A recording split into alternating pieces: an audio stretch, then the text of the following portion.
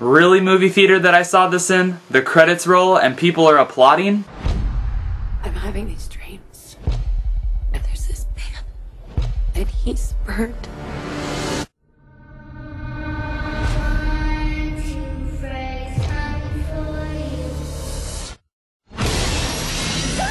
How's it going, everybody? Welcome to the Daily Review, episode number 322.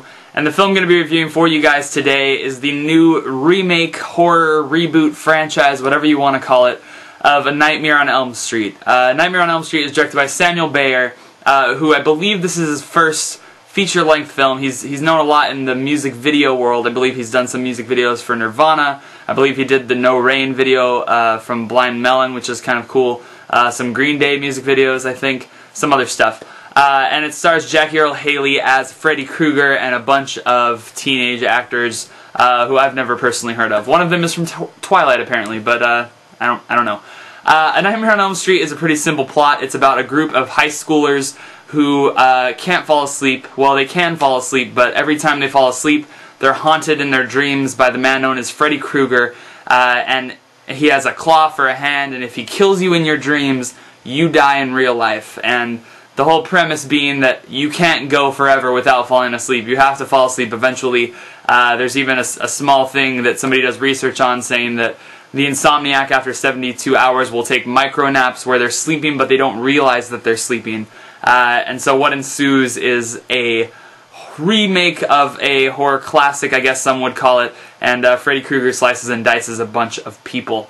A Nightmare on Elm Street is a pretty disappointing excuse for a horror film, in my opinion. I think that when Hollywood goes out to make these remakes and all the new like Hollywood horror films that are churned out, most of them aren't very good. And I think the main reasons why they're not very good are the two reasons why this movie is not very good. One is that I think A Nightmare on Elm Street relies so heavily on jump scares than actually being scary. It's a little frightening the first time. The opening scene is kind of cool with this guy in the diner and he's falling asleep and he's kind of walking in the back towards the kitchen and there's the waitress who looks really stoic and creepy as she's walking around, and then there's like all this silence for 5 seconds and all of a sudden, boom, Freddy pops out of the corner.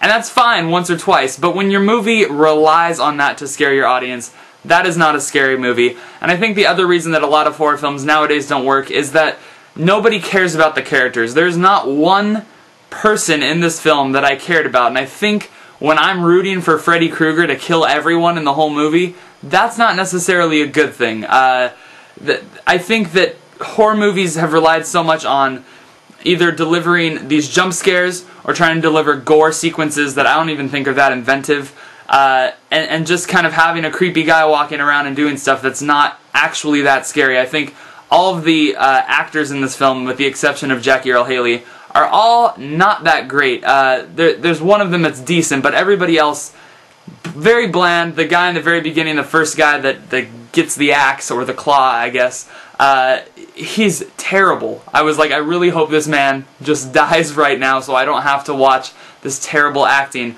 There's a lot of just screams and jumps and loud noises that aren't frightening or terrifying to me at all. I think the film also has some really lame and strange sounding pieces of dialogue. There's a moment where this girl's mother literally says to her, "You don't remember things from when you were 5."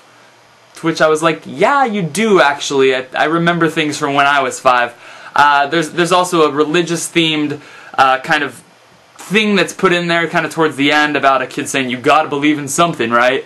That's just really lame. My favorite of them all, which begs to ask the question, if as you're recording a video blog like I'm doing right now, if I were to die right now, could I upload this video to YouTube from the grave? Because apparently that's what they want me to believe in this film, because that actually happens. I think it's a pretty terrible excuse for a horror film. I will say the good stuff about the film is that Jackie Earle Haley is a fine actor and he does an incredibly decent, fine job as Freddy Krueger. I didn't love him in the role, but I thought he was the best actor in the whole film, which isn't much of a competition.